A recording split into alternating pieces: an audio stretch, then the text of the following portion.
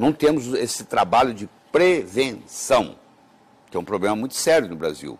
Porque, por exemplo, se eu perguntar para você assim, você que está nos assistindo, você acha que mamografia e prevenção de câncer de mama, você fala assim, não, de jeito nenhum.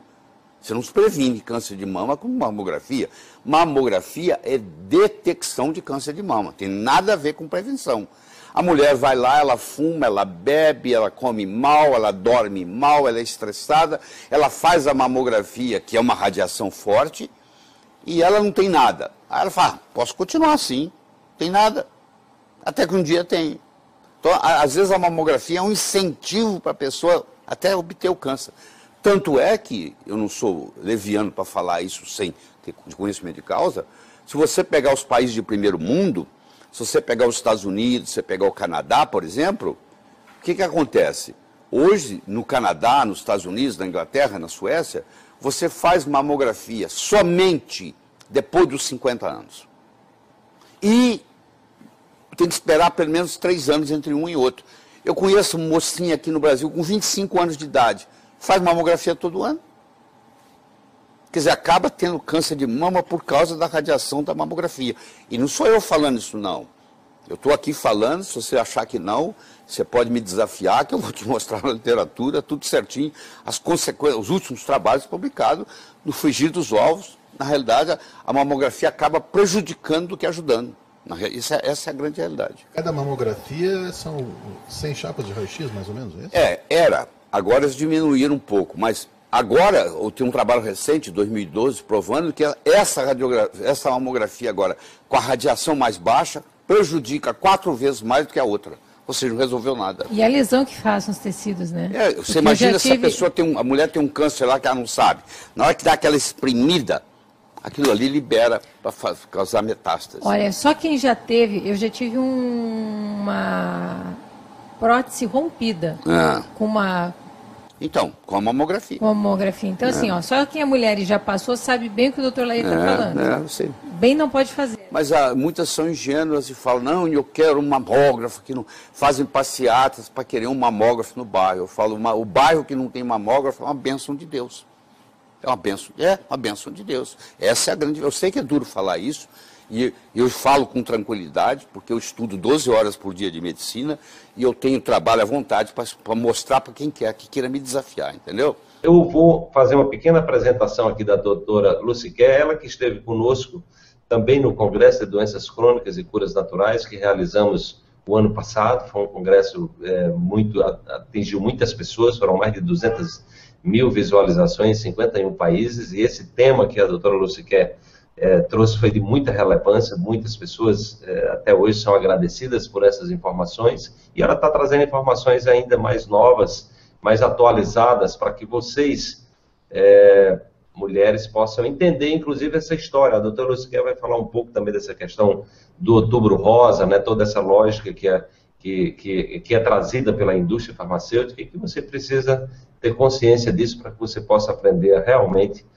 se cuidar melhor, né, nessa questão da prevenção do câncer e da identificação do câncer, né? Então, a doutora Lucy Kerr, ela é médica formada pela USP e é pós-graduada em ultrassonografia diagnóstica na Wake Forest University, na Thomas Jefferson University, ambas nos Estados Unidos. É pioneira no Brasil na utilização da ultrassonografia como método diagnóstico. Ela também é docente da International Breast Ultrasound School e membro da Ordem do Mérito Médico desde 1991. Doutora Lucy Kerr, uma boa noite, é um prazer estar aqui mais uma vez, conversando, trocando essas ideias, e eu gostaria que você saudasse aí, já temos aqui quase 400 pessoas online, e a senhora se apresentasse, desse uma boa noite para as pessoas, para a gente começar esse bate-papo aqui, tá bom? Perfeito. Wallace, é um prazer realmente estar aqui com você e com toda essa plateia online, para termos a oportunidade de alertarmos as mulheres sobre um gravíssimo problema que está acontecendo neste Outubro Rosa, em todos os Outubros Rosas que já foram realizados no Brasil, que são as propagandas enganosas. Por que eu falo propagandas enganosas? Porque hoje quando no resto do mundo, no mundo desenvolvido, como a Suíça, já aboliu a mamografia, por muitas e boas razões, aqui no Brasil nós estamos promovendo, utilizando estrelas que, ignorantes da gravidade, das consequências da mamografia sobre a mulher, estão se dispondo a fazer propaganda na base da mentira. Por que é que eu estou falando isso? Porque já desde 2000, numa grande revisão que foi realizada pela Cochrane, que é uma entidade que avalia a qualidade e a metodologia científica na área de diagnóstico, prevenção e tratamento em medicina, ela constatou que a mamografia, não reduzia a mortalidade por câncer de mama. 2, aumentava muitos procedimentos e tratamentos desnecessários. Antes de ontem, me ligou uma paciente chamada Rosilene Castro Rezende, de Minas Gerais, que se dispôs a dar o seu testemunho. Ela representa um dos falsos positivos da mamografia. Você sabia, Wallace, que de cada 3 cânceres que a mamografia detecta, um é falso, um não existe, e a paciente passa por todo o procedimento de mastectomia, colocação de prótese, consequências da cirurgia, que não são pequenas, muitas delas vão para radioterapia, quimioterapia, tudo isso desnecessariamente. Esse que é o gravíssimo. De cada 3 cânceres detectados pela mamografia, um é falso. E o pior é que a mamografia já está constatadíssimo, não reduz a mortalidade por câncer de mama. Ou seja, qual é o benefício? 0. Qual é o malefício? Inúmeros. Biópsias, cirurgias, mastectomias. Quer dizer, só a quantidade de mastectomias que aumentaram nesses cânceres que não são cânceres foi 422% nesses últimos 10 anos. Então, aí você vê a gravidade. Isso está sendo falado para as mulheres? Não. O que está sendo dito? Não, você tem que correr, fazer o seu exame, você está prevenida. Teve um grande estudo feito pela Cochrane que constatou que 68%, ou seja, 2/3 das mulheres, creem que o rastreio mamográfico chega a reduzir o risco delas terem câncer de mama. E mais ou menos a mesma quantia acredita que a mortalidade pela realização periódica da mamografia reduz pela metade, não somente do câncer de mama, mas em tudo. Tal é o grau das propagandas enganosas que são colocadas para as mulheres, elas começam a supervalorizar o método. E 2/3 acredita que em 10 anos o rastreio vai salvar 10 vidas. Qual é a verdade? Isso foi feito uma simulação com os dados reais pela Cochrane. Então, em 10 anos, se você fizer rastreio mamográfico anual, a probabilidade que você terá de reduzir talvez um câncer dessas 2.000 mulheres que serão rastreadas em 10 anos, porém, certamente 10 delas serão gravemente prejudicadas pelos diagnósticos excessivos e tratamentos exagerados. Entende? Então, talvez tenhamos um benefício, mas certamente teremos os malefícios. Então, é isso que nós queremos alertar, porque as mulheres não estão cientes que elas correm um gravíssimo risco. De não ter o seu câncer de mama diagnosticado, porque metade dos cânceres que estão presentes na mama durante o rastreio, quando vão fazer o exame, não são detectados pela mamografia. E 1 de cada 3 cânceres que são detectados não são cânceres verdadeiros. E tem mais um porém. Você sabia que não tem somente um tipo de câncer de mama? São muitos tipos de câncer de mama. Esse é justamente o calcanhar de Aquiles da mamografia. É a biologia tumoral. como existem muitos tipos de câncer de mama, tem uns que são extremamente agressivos, que crescem muito rápido, que dão principalmente nas mulheres jovens, que têm mamas densas e que têm alto risco de desenvolver esse câncer. E esse cresce rápido. A taxa de duplicação desse tumor é a cada 2 meses. Enquanto que outros crescem muito devagarinho, mais frequentemente nas pacientes depois dos 50 anos, e ele só duplica a cada 5 anos. Ou seja, qual é o câncer que a mamografia detecta? O devagarinho. Precisa da mamografia para detectar esse que cresce devagarinho? De jeito nenhum. Se você detectar na palpação, está ok. E isso foi comprovado no trabalho da canadense.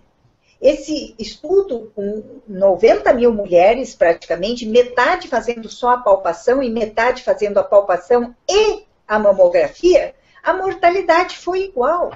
Por quê? Porque os únicos que são detectados pela mamografia são esses cânceres que crescem lento, que têm uma taxa de mortalidade muito menor e, portanto, ela não consegue reduzir a mortalidade em relação àquilo que era detectado antigamente somente com um método muito simples, como a palpação.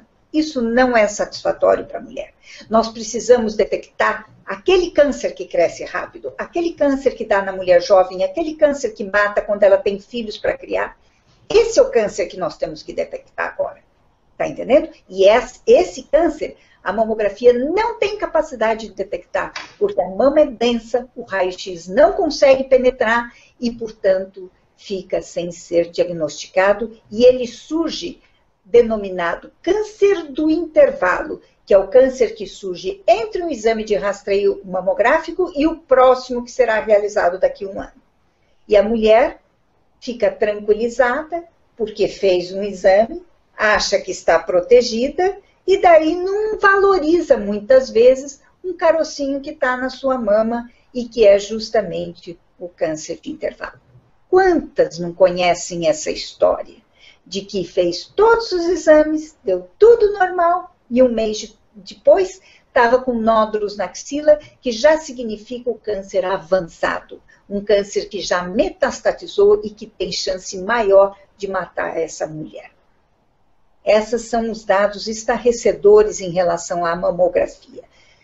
Não detecta o câncer que existe, ou se detecta, é aquele que não influencia na taxa de mortalidade, porque é justamente o câncer que cresce lentamente. E não detecta o câncer que mata, que é o câncer genético, daquelas mulheres que têm a mutação do BRCA1, do BRCA2, do AT, ataxia, telangiectasia, que são mutações que, se ela fizer uma mamografia na sua vida, uma mamografia, ela aumenta de 4 a 5 vezes o risco de ter um câncer de mama ainda antes dos 40 anos. Então, a mamografia faz mal pela radiação, ela faz mal pelo diagnóstico excessivo e tratamento exagerado que ela induz. Ela faz mal porque, ao fazer esse diagnóstico excessivo, ela acarreta graves problemas psicológicos para as mulheres. Sabe, Wallace, a taxa de suicídio depois de um diagnóstico, a taxa de suicídio após um diagnóstico de câncer de mama aumenta 14 vezes no primeiro ano. Imagine se essa mulher não tinha câncer. Então, ela acabou se suicidando, vamos assim, induzida praticamente pelo diagnóstico excessivo. Entendeu? Isso é uma coisa muito séria, porque os problemas psicológicos advindos de um tratamento excessivo, de uma mastectomia, de complicações de cirurgias, de infecções, de necroses de mamilo, de tudo isso não são comentados. Essas mulheres que realizam a mamografia e que se detecta a presença de microcalcificações, essas microcalcificações representam a principal manifestação do carcinoma in situ. Bom, carcinoma. Lembra câncer, certo? É o nome médico para o câncer. No entretanto, carcinoma in situ não é câncer. Foi um nome errado que foi dado há muitos anos atrás, porque as células no microscópio dessa anormalidade pareciam muito ruins, pareciam verdadeiramente o câncer. Então, achava-se que aquilo era câncer, só que ele não era invasivo. Então, quando não é invasivo, a gente fala que ele é carcinoma in situ. Quando isso ocorre no colo do útero, ele é um precursor do câncer do colo do útero. Mas não se sabia, por muitos anos, se essa mesma normalidade iria desencadear o câncer de mama. Foi uma guerra entre médicos por anos a fio, até que em outubro do ano passado, saiu um estudo onde 126 mulheres canadenses foram seguidas por 20 anos portadoras de carcinoma in situ. E se constatou que somente 18% delas evoluíram para o câncer invasivo. Ou seja, 82% depois de 20 anos não tinha manifestado câncer. Ora, então isto não é um precursor de câncer. Isto é somente um fator de risco. Aumentou um pouquinho a probabilidade dessa mulher vir a desenvolver o câncer, que em geral é em torno de 14%. Ele saltou de 14% para 18%. Então, não é para sair arrancando as mamas de todas as mulheres cujo diagnóstico é de carcinoma in situ. Quando você instala a mamografia em qualquer população, sabe o que acontece? Aumenta muito a detecção dessas microcalcificações que representam o carcinoma in situ, que é o câncer denominado câncer, que não é câncer. E ele é responsável, principal, pelos falsos positivos, pelos diagnósticos excessivos da mamografia.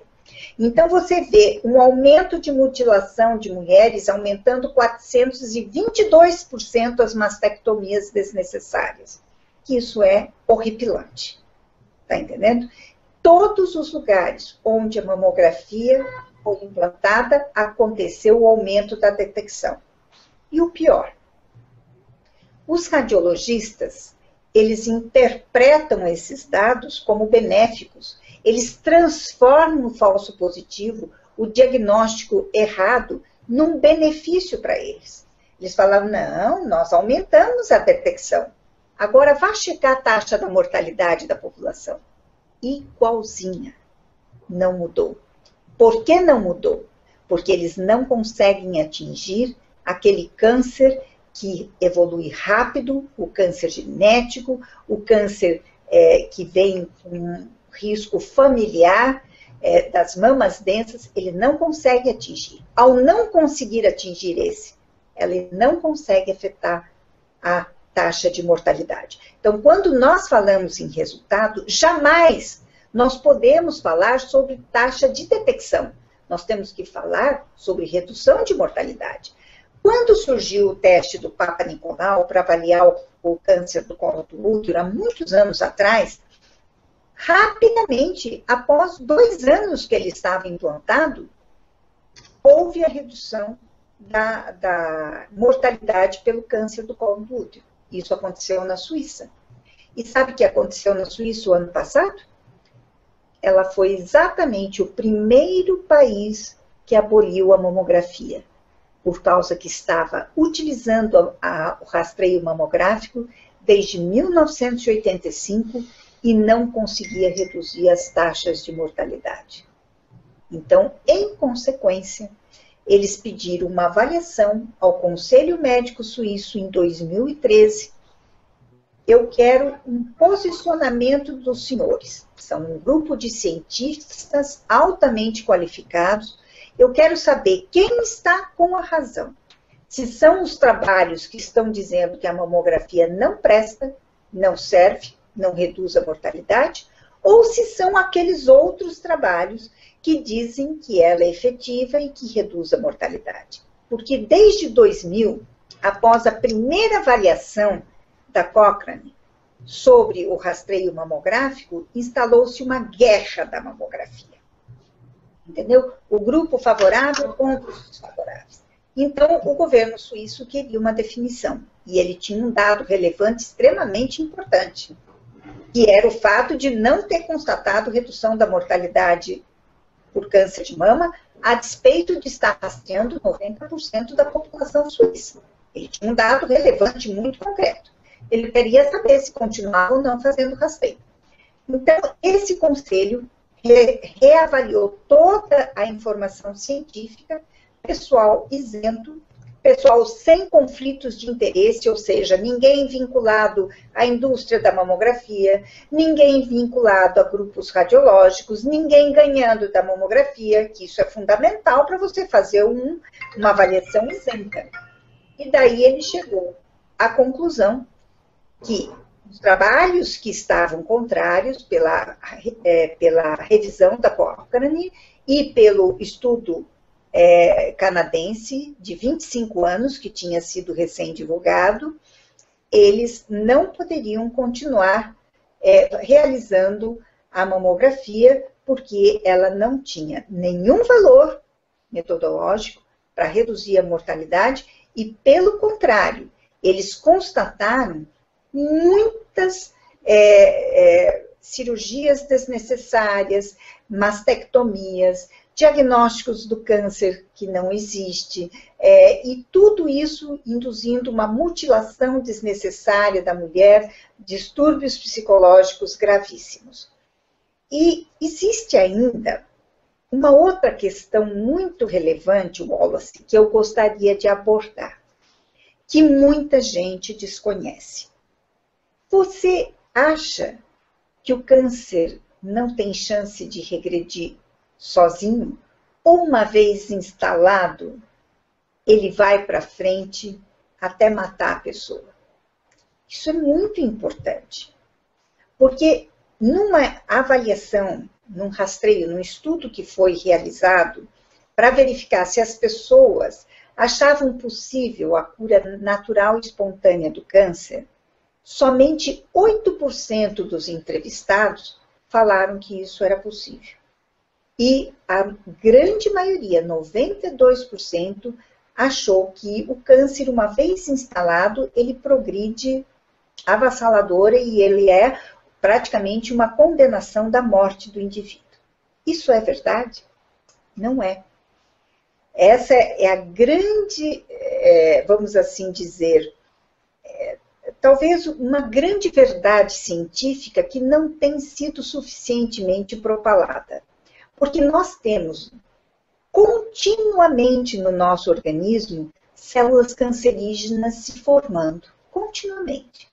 E nós temos continuamente um sistema genético de imunidade que vai e destrói as células cancerígenas à medida que elas se formam, impedindo que o câncer se desenvolva. Então, se você, por acaso, diagnosticar o câncer excessivamente cedo, você pode induzir um monte de tratamentos exagerados que vão piorar a vida e a qualidade de vida desse indivíduo e não vão se refletir na mortalidade, que foi exatamente o que aconteceu com o grupo dos diagnósticos excessivos da mamografia. Nós temos que dar uma chance para o organismo se autolimpar de células cancerígenas. Nós temos que dar essa oportunidade, certo? E quando nós interferimos muito cedo, nós podemos bloquear esse sistema. Quantas pessoas não perceberam que uma mulher está muito bem, saudável, viçosa, está tudo ótimo?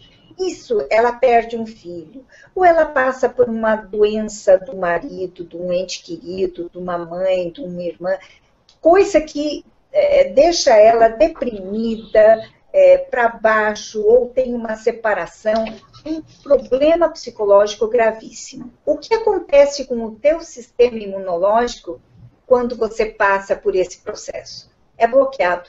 Então, aquele sistema que limpa as células cancerosas automaticamente do organismo, não funciona mais. E a gente sabe perfeitamente que 2, 3 anos depois disso, ele pode surgir o câncer. Então, muito cuidado quando a mulher está em depressão, porque ela está com a depressão bloqueando o seu sistema natural de limpeza das células cancerígenas e ela fica mais provável de desenvolver um câncer ao longo dos 2, 3, 4, 5 anos seguintes, certo? Então, essa é a explicação. Então, o câncer pode regredir? Pode. Ele pode continuamente ser limpo do nosso organismo? Pode. Então, diagnóstico excessivamente precoce não é bom. Então, quando nós temos que avaliar o resultado da mamografia, lembre-se o seguinte, focar na taxa de redução da mortalidade. Eu quero saber se tem algumas perguntas já realizadas sobre tudo isso que nós abordamos e se as pessoas querem mais esclarecimentos sobre isso. Exatamente. O que eu estou querendo pedir aqui para as pessoas, é que enviem perguntas. Eu já vi uma pergunta aqui. Eu vou aproveitar essa pergunta aqui, vou fazer essa primeira pergunta e pedir para as pessoas fazerem mais perguntas, tá? Agora, deixa eu ver aqui. Então, nós temos a pergunta da Hélida. A Hélida disse o seguinte, eu já tive câncer de mama, retirei as 2 mamas e continuo fazendo mamografia todos os anos. Gostaria que se fosse possível, você abordasse esse assunto. Então, o que você está falando aí, Lúcia, que realmente é algo muito, muito preocupante, né, tudo isso. Você tem um tipo de exame que traz 1/3 das pessoas tem diagnóstico errado, acho que por si só isso já mostra a ineficácia, ou seja, quantas pessoas já morreram, já fizeram exames, já fizeram tratamentos aí invasivos, ou já se suicidaram em função de um diagnóstico errado, né? Eu fico muito impressionado com isso, com esses dados que você está trazendo aí, ou seja, 50% dos cânceres não são detectados, a detecção de cânceres são aqueles cânceres menos agressivos também, então tudo isso é muito preocupante. Depois eu gostaria que você abordasse exatamente de onde é que veio essa ideia de toda essa campanha do Outubro Rosa, o que é que está por trás disso, quais são os interesses que estão por trás disso. Mas primeiro responda aí a pergunta da Hélida. Então imagina, ela já tirou as 2 mamas e ela continua fazendo mamografia. O que é que você recomendaria para ela então? Olha, em primeiro lugar, todas as mulheres que já passaram por uma cirurgia, há uma diminuição muito acentuada da acuidade da mamografia. Se ela já é ruim em mulheres que não operaram, ela é péssima em mulheres que operaram. Para você ter uma ideia, nós começamos a buscar um novo método de rastreio do câncer de mama a partir da publicação de um estudo no início da década de 2000, que focou exatamente nas mulheres de alto risco que já tinham sido operadas, que tinham mamas densas, que tinham câncer genético. E você sabe, nessas mulheres, quantas a mamografia foi capaz de detectar o câncer? Somente 38%.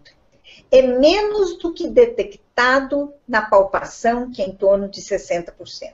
Aí você tem uma noção da ineficácia do método, especialmente após um procedimento cirúrgico.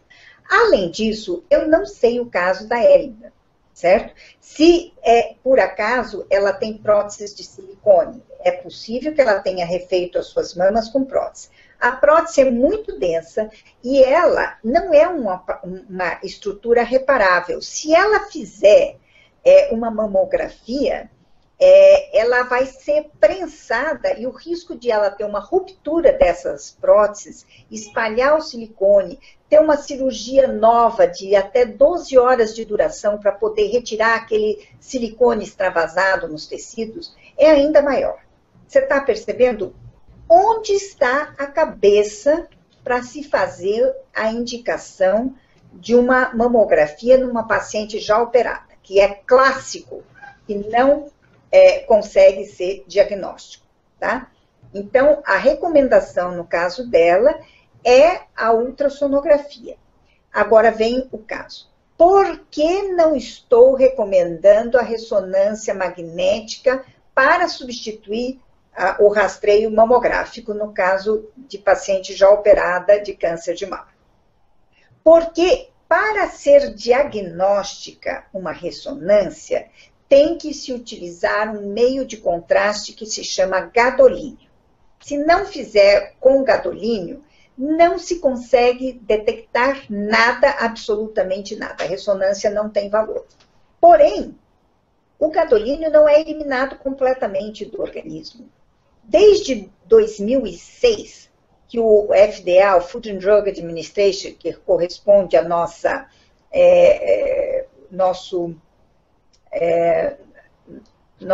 vamos dizer, agora me fugiu o veículo que protege os consumidores. Não é Anvisa, não. Não sei, é mais ou menos a Anvisa, que equivale o FDA lá. Porque a Anvisa é oficial, o FDA também é oficial nos Estados Unidos, e ele avalia os procedimentos, os tratamentos de medicina, mas seria também uma espécie de PROCON, você está entendendo? De defesa do consumidor. Ele já tinha feito 2 alertas contra o gadolínio. O primeiro alerta foi em 2006, quando ele constatou que tinha efeitos adversos, desde erupções, coisinhas assim à toa, cutâneas, até insuficiência renal, parada cardíaca. E a parada cardíaca que vem do gadolínio, ninguém tira. Chegou, deu parada cardíaca, morreu. Não sei se você se recorda, em 2013, que tiveram uns 3 mortes consecutivas pelo gadolínio em Campinas. Foram no mesmo mês, todas no mês de maio de 2013, foi uma em seguidinha da outra. Ninguém tira.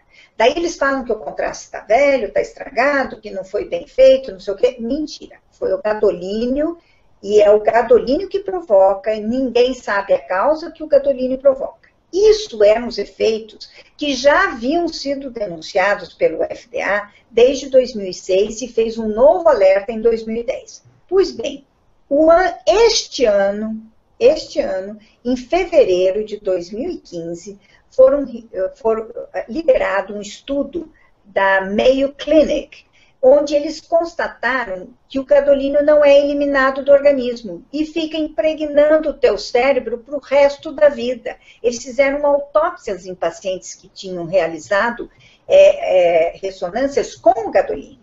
Então, eu não posso recomendar, jamais recomendaria a partir de hoje, até que fique explicado se esse gadolínio retido no organismo faz que efeito, que nós não sabemos, a longo prazo, não podemos ficar indicando à torto e direito, tá certo?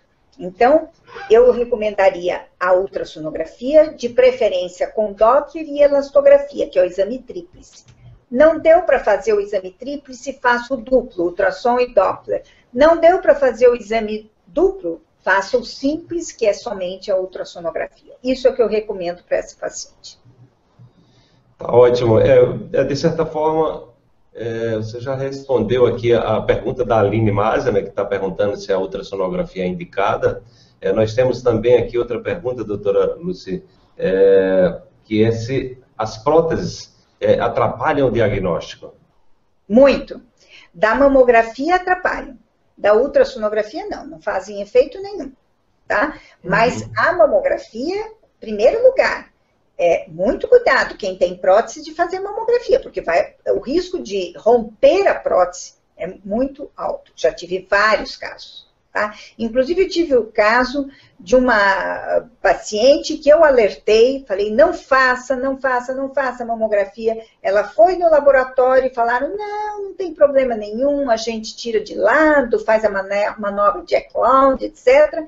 Na hora que ela foi fazer a mamografia, rompeu. Eles tiveram que pagar a cirurgia para ela remover a prótese rota, porque imediatamente ela perde a tensão, sabe? Ela fica flácida.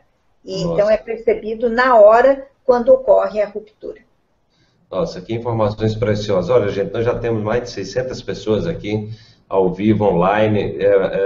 Estou vendo aqui as pessoas comentando também, eu estava dando uma olhada aqui nos e-mails, as pessoas falando da preciosidade dessas informações. E, claro, amanhã a gente vai estar mandando por e-mail esse nosso bate-papo aqui, porque realmente a gente acha que é muito relevante essas informações, principalmente nessa questão que a gente tem toda essa questão aí do Outubro Rosa e as pessoas estão confundindo prevenção de câncer com fazer mamografia, né? E toda a informação que a doutora Licequer está trazendo, na verdade, aí é que é um exame. E outra coisa, né, Licequer, essa questão de ser um exame agressivo, né? Que a pessoa que não tem câncer, de repente, pode adquirir em função da agressividade do exame. Fala um pouquinho sobre isso. O exame da mamografia é extremamente doloroso para 1/3 das mulheres, justamente aquelas que têm mama densa, é doloridíssimo. E eu já tive um caso, inclusive, de uma das minhas pacientes que desmaiou durante o exame, teve traumatismo craniano e ela saiu de lá para a UTI. Então, você tem noção do grau de dor. Muitas vezes são técnicos que realizam o procedimento, não respeitam a informação da paciente que está doendo demais, que ela não está aguentando, e elas vão aumentando a carga de pressão que realizam, e as pacientes saem muito mal, com hematomas. Inúmeras das minhas pacientes já saíram com hematomas, certo? Agora, tem um outro aspecto, que é um aspecto cruel, o aspecto por que não se está indicando outros métodos e não se está alertando a população sobre a ineficácia e malefícios da mamografia. Por quê?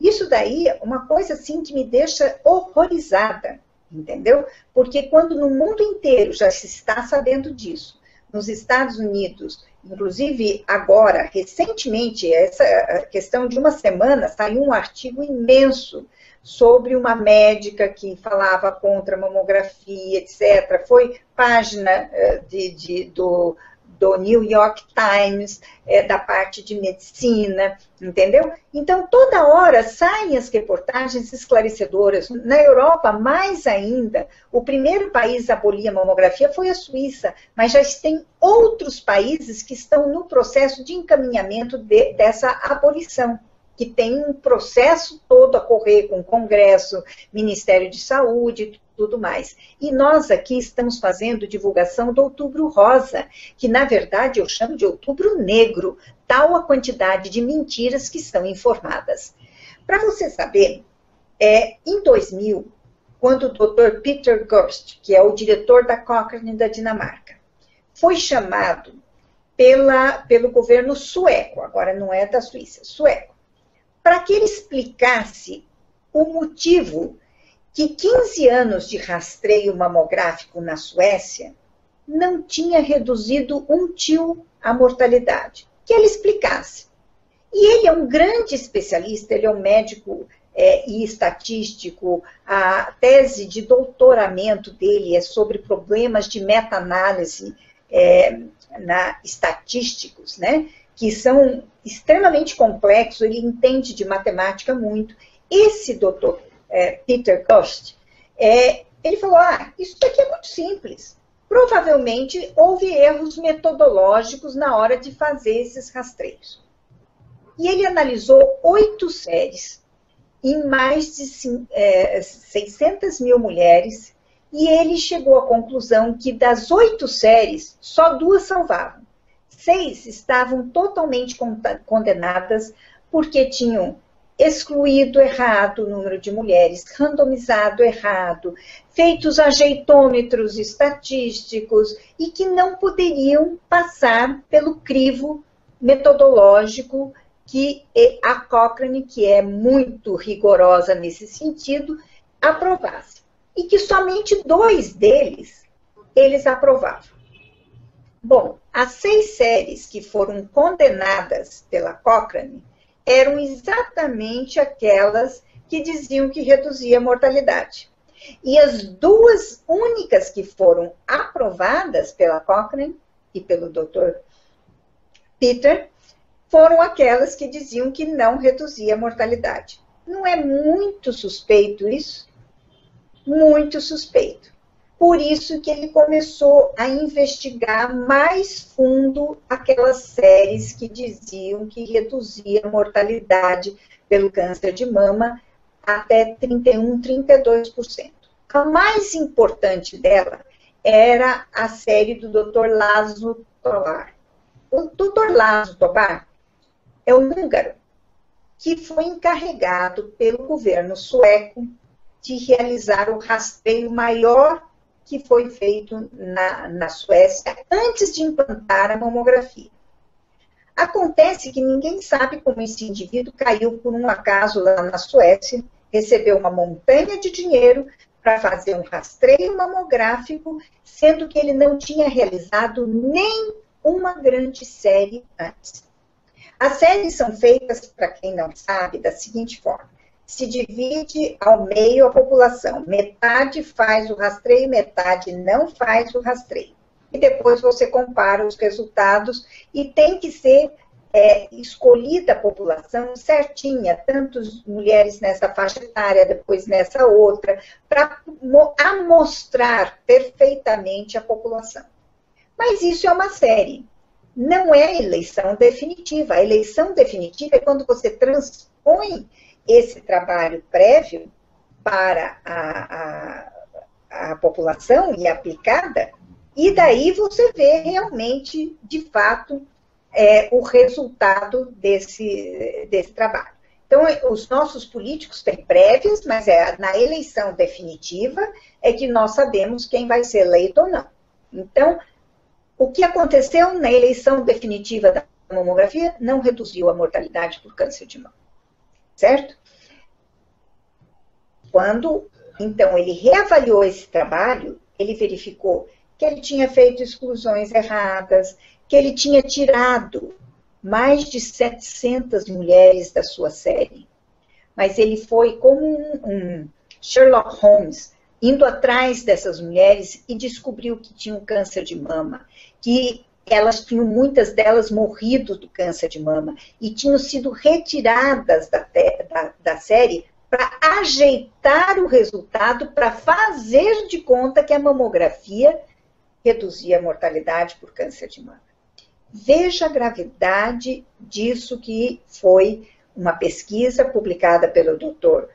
Peter Ghost junto com o Dr. Zal, e eles denunciaram a fraude. Não existe outro nome que nós podemos dar a um dado que foi ajeitado, que foi distorcido para favorecer o resultado